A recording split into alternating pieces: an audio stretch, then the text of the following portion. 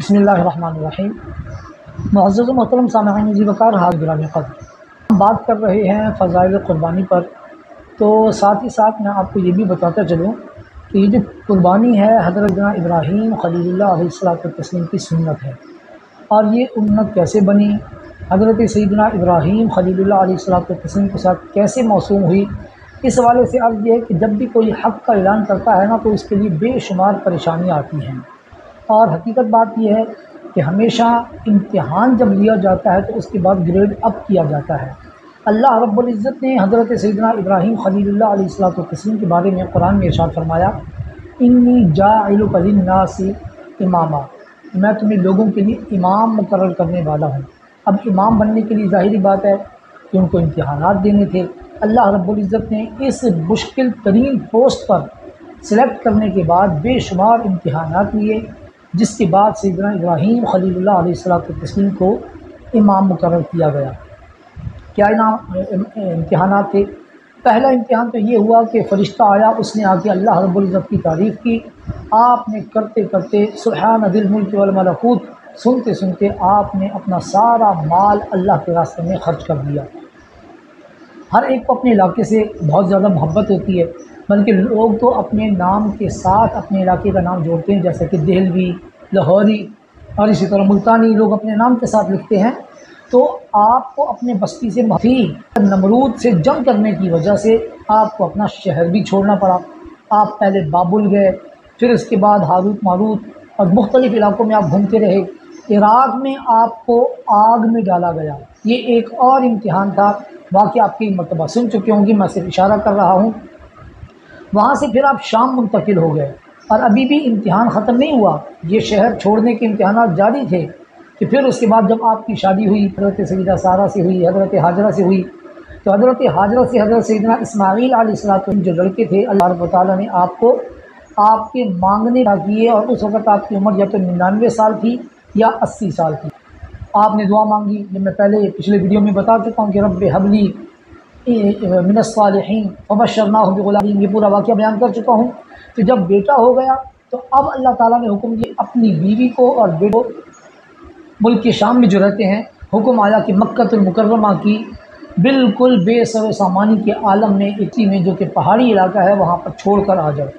وہاں چھوڑ کر آ گئے۔ اللہ تبارک و تعالیٰ ابھی اور امتحان لے رہا ہے۔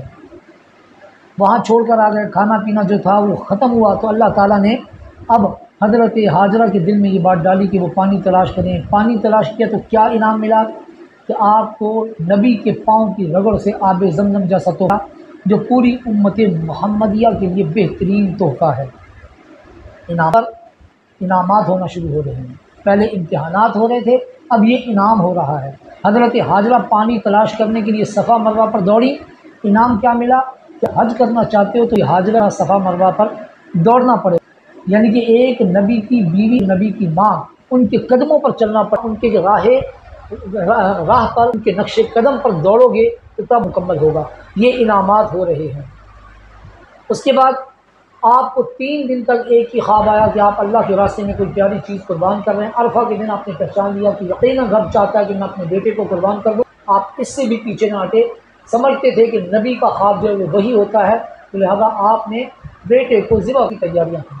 راستے میں شیطان نے بہکایا، بہکانے پر آپ نے کیا تو ان کنکریاں مارنے کو بھی حج کا حصہ قرار دے دیا گیا۔ یہ بھی ایک اور انعام ہے کہ اللہ تعالیٰ نے آپ کی اداؤں کو امت محمدیہ کے لیے عبادت کا ذریعہ بنا دیا۔ حضرت ابراہیم علیہ السلام نے بیٹے کو ذبح کیا۔ یہ بیٹے کو ذبح کرنا، پھر اس کے بدلے میں فدیے کا آنا، جنت میں دمبے کا آنا، یہ ساری چیزیں بھی رب نے امت محمدیہ کے لیے انعام بنا دی کہ اب امت محمدیہ بھی رب کی راہ میں قربانی کرتی رہے گی۔ تو یوں یہ قربانی جو ہے اتنے امتحانات سے گزرنے کے بعد اس ابراہیم علیہ السلام کی انعام کے طور پر جو قبول کی گئی، وہی قبول کی ہوئی بنی بنائی قربانی جو ہے وہ ہمیں مل گئی ہے۔ اب ہم خود سوچیں کہ کیا ہم اتنے امتحانات کی پاداش بھگت سکتے تھے؟ قطعاً نہیں۔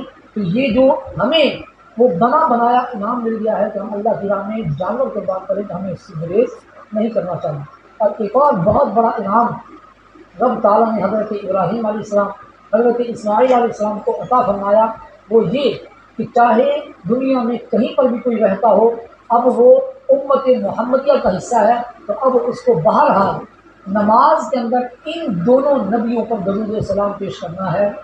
ہم امت محمدیہ ہیں، مگر اس امت محمدیہ میں حضرت ابراہیم علیہ السلام کے انعامات کے بدلے میں رب تعالیٰ کے چاہنے پر ہم ان پر آج بھی درود و سلام کے نذرانے پیش کرتے ہیں اور کرتے رہیں گے۔ یہ اتنے انعامات کیوں ملے؟ کیونکہ آپ نے بہت سارے امتحانات دیے۔ انی جاعلک للناس اماما، رب تعالیٰ نے جو فرمایا تو اس سے پہلے اتنے انعامات دیے۔ اللہ تبارک و تعالیٰ ہمیں تمام انبیاء کرام کی افضلیت کو مانتے ہوئے پیارے آقا صلی اللہ علیہ وآلہ وسلم کی افضلیت کو ماننے کی توفیق عطا فرمائے۔